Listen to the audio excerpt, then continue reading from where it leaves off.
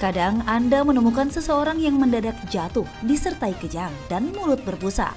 Bisa jadi Anda menemui orang dengan epilepsi atau ayan.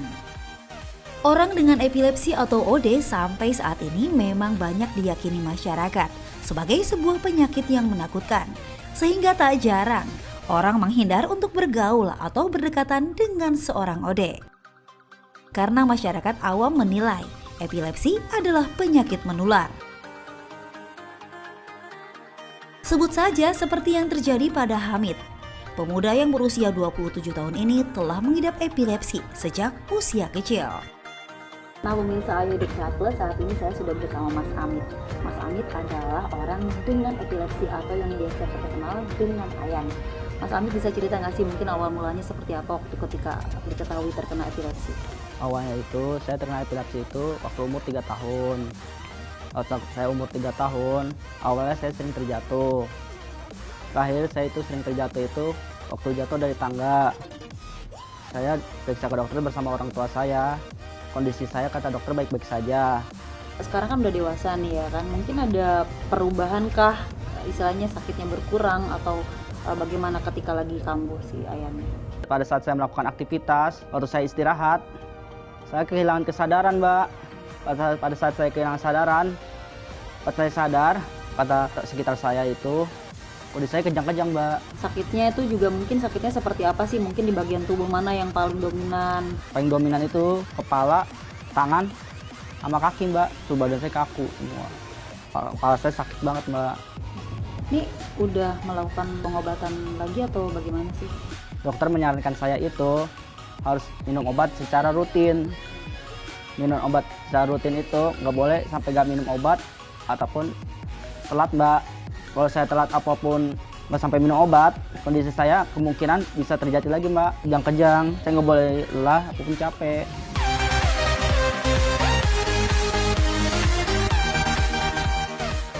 Di tengah aktivitasnya sebagai petugas studio, Hamid tetap berusaha menjaga kondisi dan juga bersikap senormal mungkin.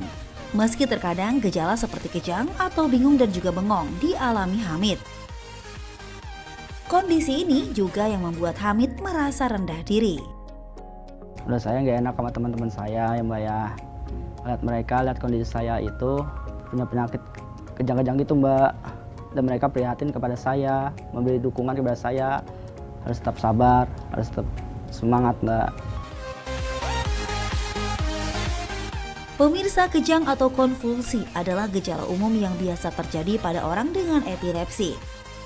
Salah satu gangguan sistem kelistrikan pada saraf otak yang cukup serius ini bahkan terus meningkat.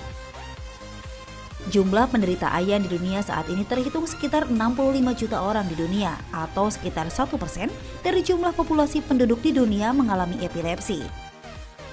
Gejala yang oleh bangsa Romawi kuno ini disebut sebagai penyakit keramat karena dikaitkan dengan gangguan kerasukan spiritual.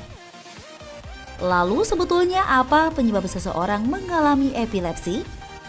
Tiap epilepsi pasti kejang, tapi tidak setiap kejang merupakan epilepsi. Karena untuk epilepsi, kejangnya ini adalah unprovoked atau tidak dicetuskan oleh pencetus. Misalnya, seseorang mengalami kejang karena mengalami demam, itu bukan epilepsi. Tapi apabila orang tersebut tidak demam, tidak ada masalah dengan kesehatannya, tapi kejang berulang dengan pola yang sama, lebih dari 24 jam, itu sangat mungkin adalah suatu epilepsi.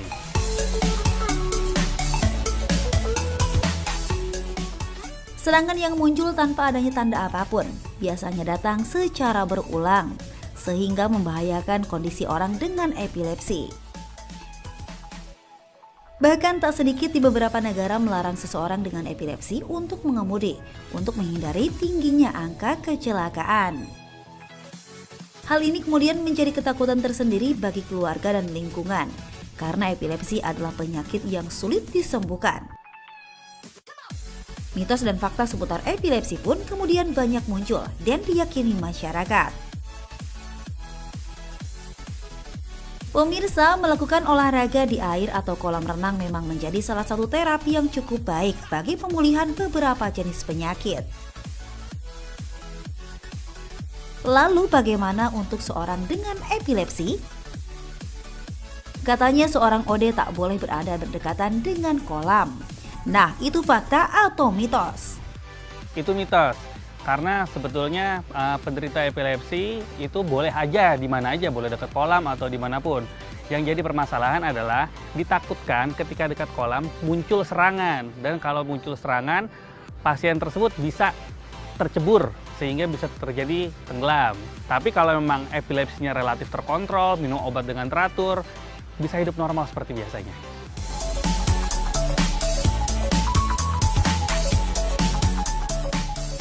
Menikah dan memiliki keturunan adalah impian setiap manusia. Namun bagi orang dengan epilepsi tampaknya hal tersebut hanyalah sebatas impian saja. Karena katanya seorang OD tak bisa menikah dan memiliki keturunan. Itu mitos juga, karena orang epilepsi, kembali lagi tadi saya bicarakan, dia bisa hidup normal apabila memang sudah diobati dengan benar, dengan tepat, minum obat teratur, hindari faktor pencetus, maka bisa hidup normal. Penderita epilepsi bisa menikah, bisa punya anak, bahkan mempunyai anak yang sehat dan sangat normal, sangat mungkin. Berada dalam lingkungan kerja dengan tingkat stres dan pekerjaan yang cukup banyak, selain membuat tubuh terasa capek, juga berpengaruh pada kerentanan psikologis seseorang. Nah, fakta atau mitos ya pemirsa, kalau seorang dengan epilepsi tak boleh mengalami kelelahan? Ini bisa saya anggap sebagai fakta, karena seseorang epilepsi yang mengalami kelelahan cenderung akan meningkatkan metabolismenya sehingga otak akan membutuhkan oksigen lebih besar. Nah, kebutuhan oksigen otak yang lebih besar ini dapat menyebabkan kejang. Jadi untuk pasien-pasien epilepsi ada baiknya untuk menghindari kelelahan meskipun dapat melakukan aktivitas seperti biasa.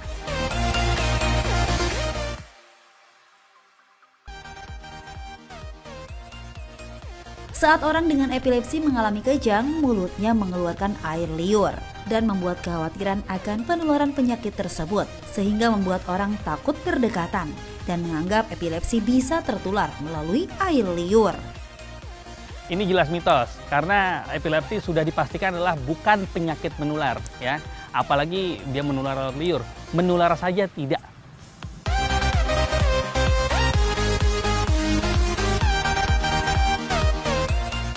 Mitosnya bahkan seorang OD juga katanya tak boleh bermain game karena dikhawatirkan efek lampu kedip bisa membuat kejang terjadi. Tapi itu fakta atau mitos ya pemirsa? Ini saya anggap sebagai fakta, karena memang untuk mencetuskan gelombang kejang di otak itu dapat dilakukan dengan lampu kedip atau kita sebut namanya fotik. Yang kedua bisa dilakukan dengan hiperventilasi atau nafas lebih menjadi cepat dan dalam seperti orang ngos-ngosan ya. Nah, apabila orang yang epilepsi ini memang sebaiknya menghindari lampu kedip, misal sirine ya, kemudian lampu kelap-kelip atau bahkan terlalu lama bermain dengan layar handphone atau layar gadget di kondisi yang gelap.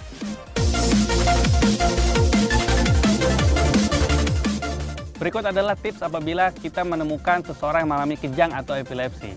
Yang pertama adalah jangan memasukkan sesuatu apapun ke dalam mulutnya. Karena apabila dimasukkan sesuatu ke dalam mulutnya, otomatis jalan nafas akan tersumbat, oksigen berkurang, bahkan bisa memperburuk kejangnya.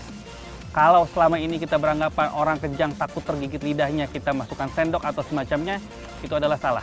Yang betul adalah jangan. Kemudian yang kedua, beri ruang. Longgarkan pakaiannya, longgarkan jalan nafasnya, jangan beri minum, karena ada risiko tersedak. Kejang ini biasanya muncul tidak terlalu lama, mungkin sekitar 3-5 menit. Nanti akan berhenti sendiri. Segera cari pertolongan terdekat dan bawa ke rumah sakit. Untuk yang sudah mengalami epilepsi atau sedang menjalani pengobatan epilepsi, tipsnya adalah selalu konsumsi obat tersebut dengan waktu yang tepat dan frekuensi yang tepat juga. Artinya begini, apabila diminta meminum obat sehari selama 3 kali, bukan hanya frekuensinya 3 kali, tapi jamnya juga harus sama. Pagi jam sekian, siang jam sekian, dan malam jam sekian. Kemudian obatnya harus dikonsumsi terus-menerus sampai diberhentikan oleh dokternya. Jangan pernah menghentikan obat ini sendiri. Karena kenapa? Apabila dihentikan sendiri, justru nanti akan mengulang pengobatan dari awal. Menurut teori, orang yang bebas kejang 2 tahun akan dapat dihentikan obatnya. Dan tips yang terakhir adalah, apabila sudah mengalami epilepsi, maka hindari faktor pencetus yang bisa menyebabkan kejang. Misal, cahaya kelap-kelip atau cahaya gadget yang terlalu sering ya.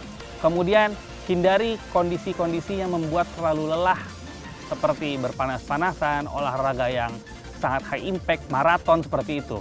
Tapi selain kondisi tersebut, orang epilepsi dapat hidup dengan normal, tidak ada masalah. Dan selalu jaga kesehatan, banyak minum air putih. Pemirsa, kini Anda sudah paham kan apa itu epilepsi? Dan bagaimana penanganan yang tepat agar orang dengan epilepsi bisa berada dalam kondisi yang normal. Semoga informasi tadi berguna bagi Anda.